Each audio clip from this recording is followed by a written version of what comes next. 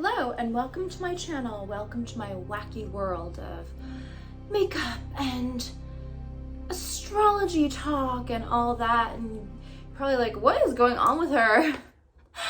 But the thing is that I've always been into higher learning. Always been into that. I was raised that way. I was raised in a very strict religion. We talked a lot about the Bible. We studied the Bible my whole life. I did that. So higher learning, I would just call it that now. Higher learning and spirituality is something that I've always been involved with. And I'm feeling a lot more in my element right now. I'm an air sign and I am an Aquarius, and I just wanted to kind of blend everything that we've been going through with the Venus retrograde and also all the other things that have been happening since 2020, and still kind of talk about another part of that, like I did in my other video. But now I'd like to talk about the elements. And I just wanted to say that you don't have to know anything about astrology in order to live your life here and have a great life on the planet. Of course not. It's not completely necessary. It's just for people who want to know a little bit more about their soul and their soul path and their soul purpose. Then they want to know a little bit more, but it's overwhelming. In fact, I just started Astrology University, and there's so much to learn. It's going to take me probably 2 to 4 years to finish everything and get completely certified. However, it's something that I'm still so passionate about, and usually the best time to share things with people is when you're passionate about it. So I thought, you know what? I'm just gonna freaking combine makeup and what I'm passionate about, because I'm passionate about both. But I have noticed since the Venus retrograde and a little bit before then, the last year or so, I haven't been as super obsessed with makeup, but I'm always into it. But I've noticed I've been a little bit less obsessed with it. So I've noticed that I've been more into this higher learning and more into astrology and more understanding this other aspect of my soul path and my soul purpose on life. But one thing that I noticed that I thought you might really get a lot out of this is I really do want to help people learn and grow, and I'm getting ready to become a soul counselor. So what that means is prior to becoming an astrologist, I've always been helping people guide their soul. My whole life has been that way. So I would say I'm more of that now, but I want to take it a little bit more seriously rather than just people I know, kind of just help other people to understand things. So we're just going to go on a really basic level and talk a little bit about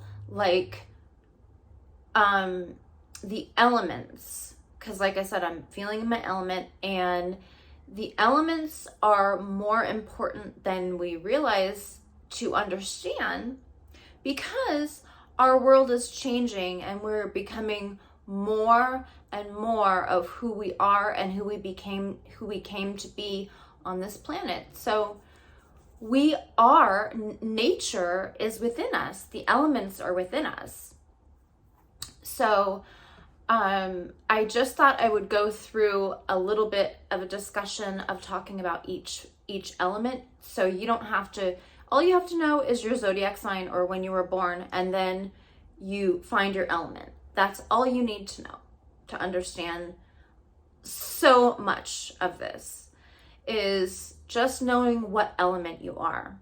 So if you know what element you are, then you know if you're going to be balanced in your element. And if you become a little bit more self-aware that for example, I'm 47% air, something like that, 43% air, or whatever. So I'm overbalanced in air, right? So I have learned that I need to balance that out a little bit more with fire energy and with earthy energy and water energy. Because in fact, I don't have any water in my chart necessarily, even though my rising is Scorpio in tropical. So basically, I have learned that I've needed to balance out my energy a little bit more. For example, I'll give you another for example. A lot of times I'm too mentally in my head, and I'm so in my head, and I like these deep conversations. It's hard for me to end up relating to people because I'm trying so hard to learn all these concepts and these mental things. So then it kind of alienates me from people, and it alienates me from people in my life. So I've learned to counterbalance a lot of my air so that I can have better relationships, which is very much what we're going through now with Venus retrograde. So I thought this would help you as well to kind of get like a basic learning from somebody who's actually going to astrology school right now.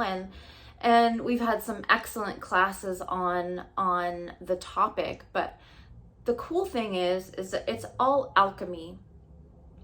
Everything that we're going through on our life here and the planet right now, and our life here, all our soul is here. It's all alchemy. We're all alchemizing. We're all alchemizing and becoming more part of the universe and part of the bigger picture. So understanding your element, I think, is amazing, because then you can understand you can understand more of the other elements in the people in your life that you see. So I thought maybe I would read a little bit from the book, my school book, just talking a little bit about, like, if you have anybody that's Aries, Sagittarius, or Leo in your life, or you are that, then you are possibly very fiery. And people with the fire element tend to be, if they're overbalanced in it, but let's just say as a whole, they're pretty much kind of going to be going in a direction of fire in their life. So they're going to be good at starting things, good at getting things going, good at being creative, good at being intuitive. So what this says about the element of fire is this refers to a universal radiant energy. The fire signs are usually high-spirited, great faith in themselves, very enthusiastic. They need a great deal of freedom in order to express themselves naturally, because it's the element that really, usually likes to keep moving and doing things to express itself.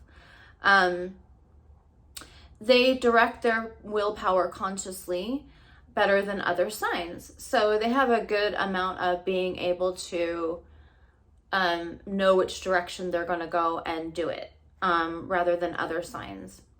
Their will to be and express themselves freely is rather childlike in its simplicity, a quality at which times appears endearing to others, but at other times seems offensive to those who are more cautious and sensitive. So sometimes fire signs can be like really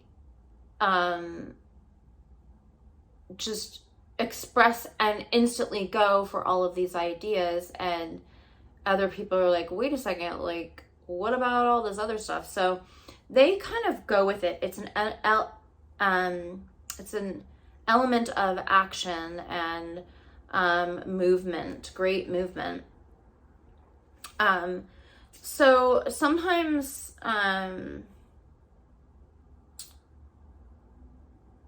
they come across willful and sometimes overpowering. And they tend to be impatient with more sensitive and gentler people, especially those who are dominantly water and earth signs. So fire is generally considered compatible with air. So like I've noticed, because I'm an air sign, like I get along great with fire signs. Sometimes they run with ideas that I'm like, whoa, did you like really fully see how that was going to be sustainable or long term or whatever? But that's the element of fire. That's the beauty of fire. It goes with an idea. It goes, so that's the beauty of that. So if you have that element, that is a great element. If you're overbalanced in fire, sometimes you can come off too obnoxious, or you can come off very overpowering sometimes. So if you're a fire sign, you might want to be aware of that with people that you engage with and in your life.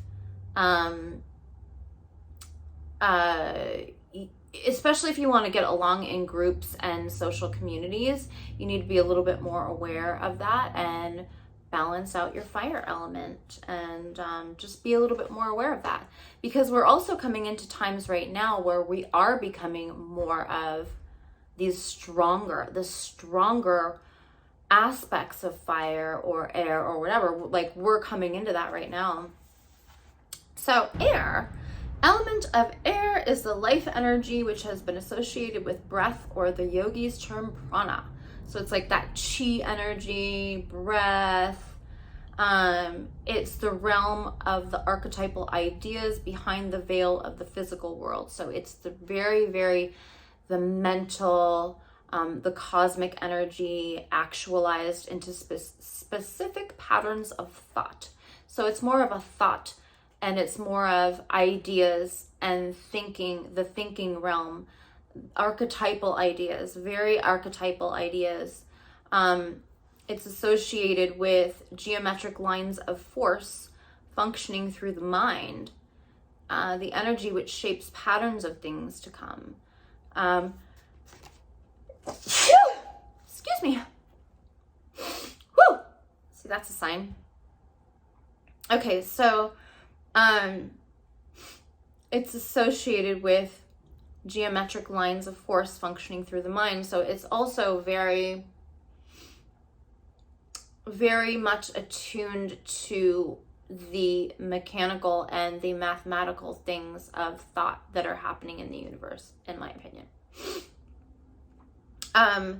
They are often accused of being impractical dreamers, which is so true. Like, I've noticed that we kind of go with mental dreaming ideas and just kind of like go with it.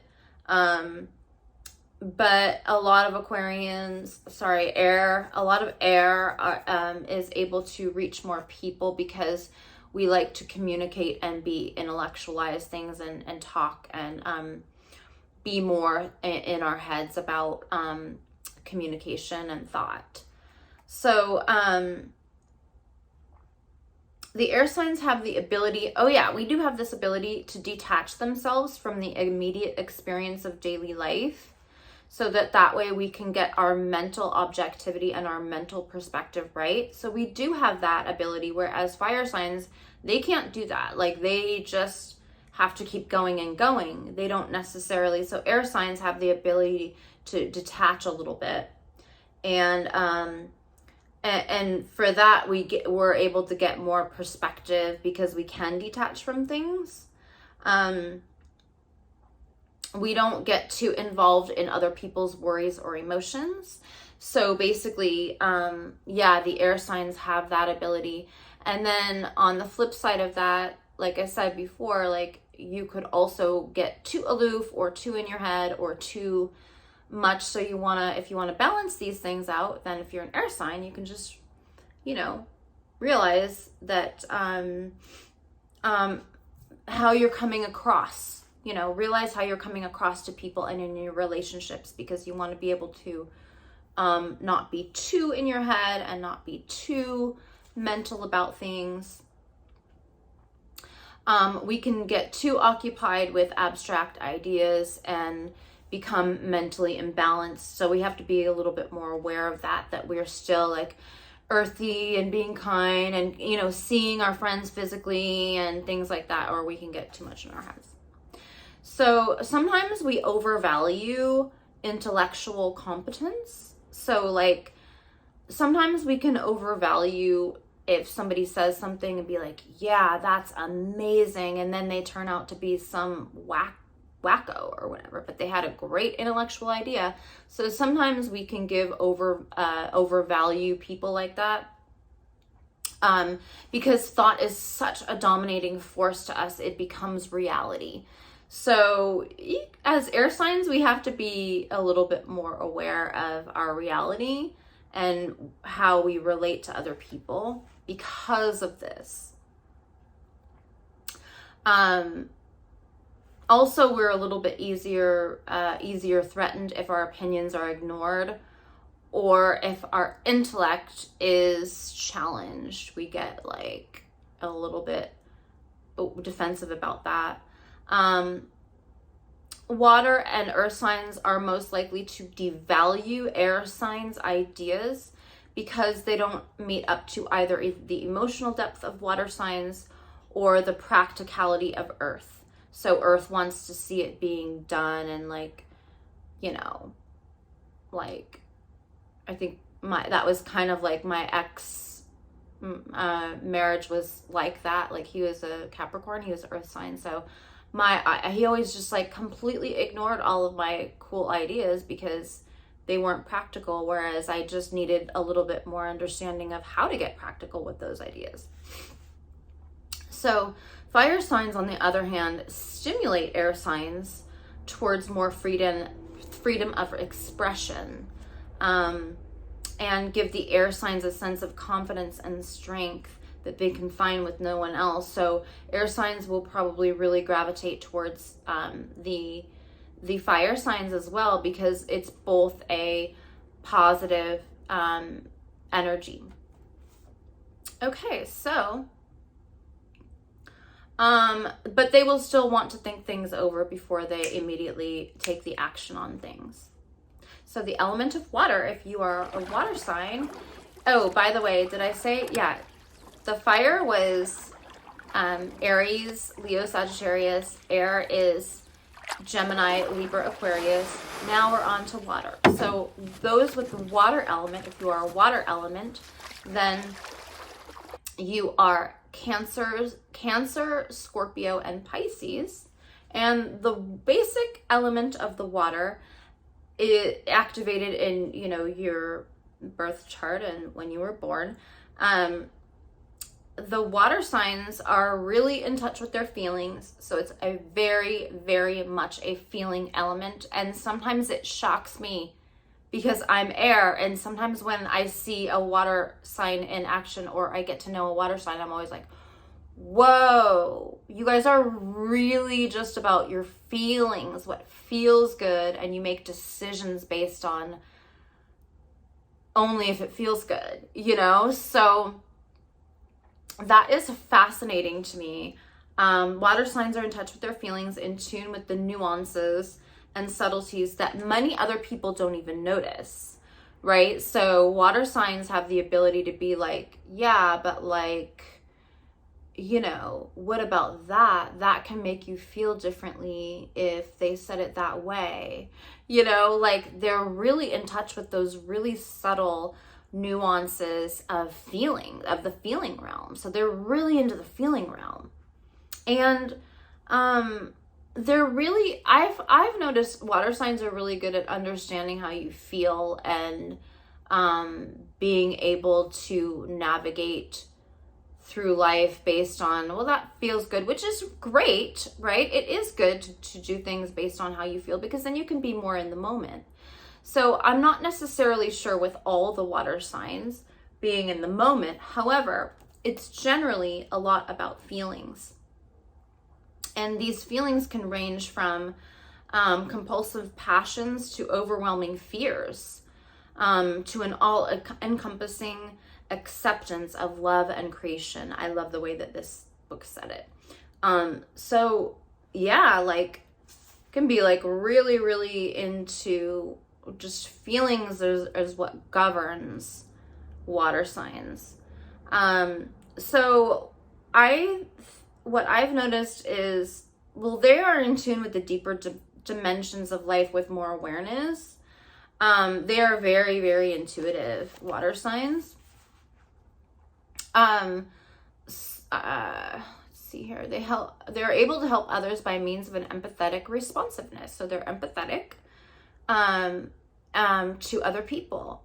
However, when they are not fully aware of their own feelings, they find themselves prompted by compulsive desires, irrational fears, and great oversensitivity to the slightest threat. In which case, water signs have to be able to process their emotions and turn them into better feelings, because they don't want to get waterlogged, with their feelings. They are happiest when their fluidity is channeled and given form by somebody else, particularly the earth signs, who have the solidity that water signs can rely on. The water signs tend to dislike those who are boisterous, who have strong personalities. So if you're a water sign, you might have to pay attention to this, that you might have to be like very aware that you're really about your feelings. And then if you want to get along with other signs, you have to be more aware of this about yourself, that you might not come across to other people. You might come across really sensitive because you're all up in your feelings. So just be more aware of that, water signs, that you're very sensitive. And you can also be secretive, but that is deceptive, because sometimes there could be a lot of undercurrent going on underneath the surface that you're dealing with.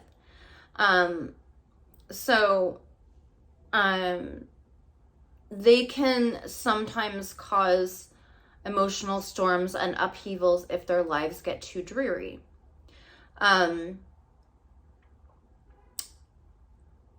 If not channeled properly, emotional energy can lead to a state of emotional instability, and being predisposition to being too easily influenced by the slightest wind that blows. So you guys get super guarded, and you can, if you're overbalanced in water, let's just say that, if you're overbalanced in water, then it might take more of a negative effect, in the sense that it can overcome you too much. So just be more aware. If you're a water sign, you have great power to help others, and you have great powers, but you can also, those powers can also be too overpowering if it's too negative. So also, if you have a water sign, let's say you have a friend that's a water sign, just be more aware to ask them, hey, how are you feeling about that? You know what I mean? Because they're a water sign, just be more concerned about their feelings, So the water elements correspond with the process of gaining consciousness through slow but sure realization of the soul's deepest yearnings. So the deepest yearnings, they are good with understanding all the emotional aspects to all of that. They also know that they need to protect themselves in order to ensure their inner calm, necessary for deep reflection, and their subtlety of their perception of things. So I have noticed this a lot about water signs too. The ones I've seen are kind of secretive or whatever, but like I said, that's because they have to try to create that norm that they understand. Okay, so let's go to Earth. So the element of Earth, if you are an Earth or know of anybody that is earthy, they are Taurus, Virgo, and Capricorn. And that's you or them, somebody in your life. If they have this element, then an attunement to this element indicates that the individual is in touch with the physical senses and their physical reality, and the here and the now of reality, and the material world. Okay, so basically these people are really grounded, really into what's going on around them with their material world, their life, their home, what feels good, their makeup, stuff like that, the here and now of reality, and their senses and practicality. So they're very practical about their inspirations, their considerations, and the intuitions, and they rely more on their senses and practical reason. So, and sometimes they take things very literally. So you could say something like an air sign, for example, can say all these amazing ideas, or a fire sign can say all these amazing ideas. Oh, I want to do that, that, and that, and that, and that.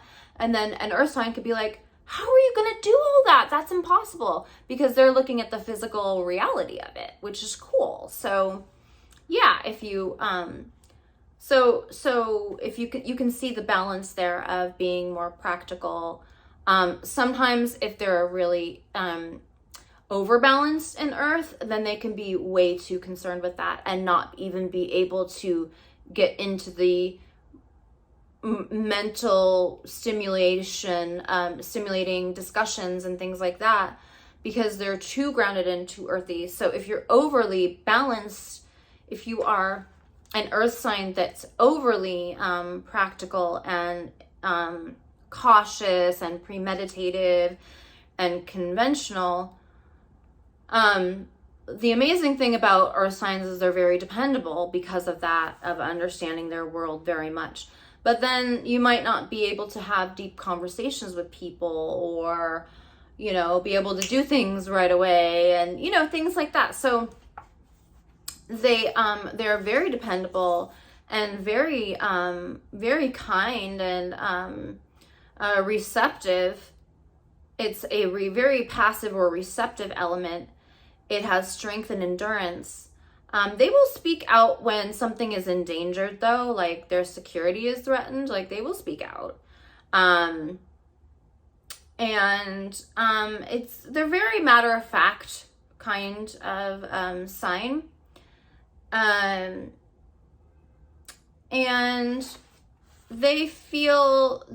earth signs usually feel that the air signs are way up in their head a lot.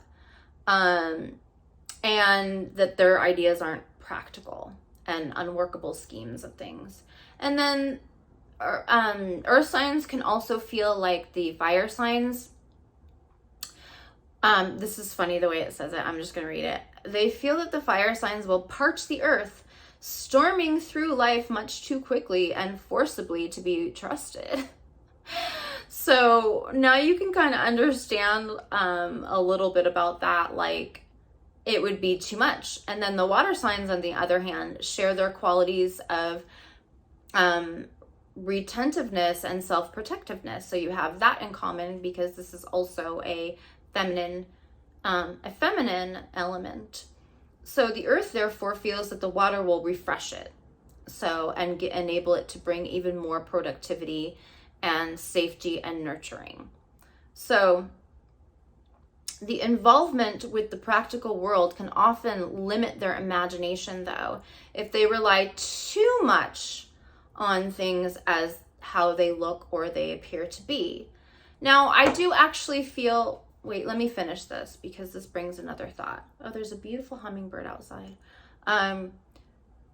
More than anything else, the earth signs need to open themselves up to the reality of the unseen world and to commit themselves to specific ideals and guidelines for their activity. So, excuse me, I feel like overall we're actually in a time right now where we are almost a little bit too in that world of being, like, I feel like we have a lot of this this earth element going on, and that overall we are looking too much at our practical. We need to start looking into, especially because we're heading into Pluto changing into Aquarius on January 20th, but we're gonna start having to focus more on these mental things and not super be like all just about our material world. And, you know, our money has changed. Everything's changed since 2020. So as far as the elements, so you can see that we all have these dominant nature energies about us, and you don't need to know all about astrology and all that, but just to understand people better, it is better to understand at least the elements, I think, because, you know, sometimes you will come across somebody that has a very dominant energy of those elements that we just talked about. And if you are an opposite element, you might be like, whoa, that person's like really, and you might not understand them. So sometimes if you want to get along better in relationships and friendships and, you know, in the workplace and things like that, sometimes it's just a little bit better understanding everyone a little bit better, because we're all here to alchemize and to change and to balance these things out in our lives so that we can have a richer life and we can enjoy our time here a little bit better. So I hope this helps. Stay tuned for this quick smoky eye look. If you want to see that, I will show you how I did it with Karla Cosmetics. So stay tuned for this really easy, simple smoky eye look. I'm going to be in my element today as an air sign. And what I wanted to do was to do a very simple makeup look. I have been absolutely loving this brand called Karla Cosmetics, and they have these incredible eyeshadow gel potions. This one is called Midnight. I'll just take the lid off if you can see. It has like a lid. It's like a gel potion, and I hope this one isn't dried out. This should be a new one. I'm already on my second one, and these are, yeah, it's fine. These are amazing. They go on just so metallic and so wet looking. They're just so beautiful. So what I'm going to do is I'm going to actually just show you how easy it is to use these Karla Cosmetics eyeshadow gels. I have, since I love it so much and this color so much, I have it in 3 formulas. So I have the eyeshadow potion, I have the pressed powder in Midnight. It's called Pressed Multichrome, and if you can see, it's just like that. And then I got the loose pigment, and look at this one. Look at that reflection. Isn't that amazing? So, and it shows like this. Like every time you wear it, every time I wear it, people stop me and they're like, oh my God, I love that eyeshadow so much. Because it's just so reflective and so intense, and it just looks like a jewel color on your eyes. So I absolutely love it. So I'm just going to show you this very quick makeup look. Just using that, and it's because it's a smoky eye. Smoky eyes, especially for people with really like a lot of eyeball space. Smoky eyes are nice because it kind of it balances that out. And also a smoky eye is a really, really nice look for hooded eyes too, because then it works with any shape. So I really like this technique that I'm using for very quick, easy makeup looks. So let's get started. I am using this beautiful Nomad Cosmetics palette, and I'm getting my eyeshadow potion ready with a very flat brush, getting it real warm and super flat, smearing it very smooth so I can get the tip of my brush really sharp, because I'm going to go in kind of like concealer. This has a black base, so it's great for carving out shapes that you want. I'm just creating a really super rounded eyeball shape, and then I'm gonna build on top of that. So I'm just creating a shape similar. This technique is similar to how we use concealer when we do cut creases, only we're using it as our base, and I'm just creating a higher sort of eyeball look. And if you can see, I'm smoothing it real flat. I'm tapping the little pigments in. They are flakes that are blended and crushed really good, so you still have to swipe and blend them really good. And then I'm going in and just cutting the edge, making sure it's really, really straight and really smooth and really flat. If you can see, I can patting it all flat, right? So yeah, it's a lot of the same step. Then I'm taking the Nightfall pressed powder, and with the same type of brush and flattening it, I'm super micro blending it all in just on the top. I'm trying to give it this nice dimension, and I'm trying to keep the edges really soft. The softer that you can get this edge, the nicer it looks, really contrasting with this like pop, this eyeball pop. It's like a reversed eyeball pop. So I love this look. So now I'm taking this blue-gray shade and just creating a little bit of depth by just blending that in ever so slightly. You basically want to have a, like, you can't tell, like it's just real smooth and beautiful. Then I'm taking a different shade from Glaminatrix for the inner corner and the brow bone, and it is a gorgeous, stunning bluish white shade. I love it. It's so gorgeous. I'm just smoothing it onto the brow bone and on the inner corner. And then I'm taking my bronzer, or like a bronzing type shade, and I'm kind of just giving some dimension under my eye so it doesn't look like so high up. Then I'm connecting. I really wanted to kind of deepen the eye shape a little bit more, so I connected underneath to kind of connect the eyeball but still have it really stand out, and I just did the edges. Now just finishing with mascara here, and I'm gonna use some really cute like spiky lashes. I really liked these cute little spiky lashes I used. And I used a tiny bit of liner, even though I didn't get it on camera, just a touch. But I really like these. Now you could use a much thicker lash for this look, and that would look amazing as well. I just really want you to be able to see the jewel tones in between my lashes. Then I'm using a Karla Cosmetics blue liner to do the inner eye area and outer eye area, my waterline, and just blending underneath, micro blending that underneath. And here is the finished look. I love it. It's so jewel toned and pretty. So much for joining me, and I hope you have a wonderful weekend.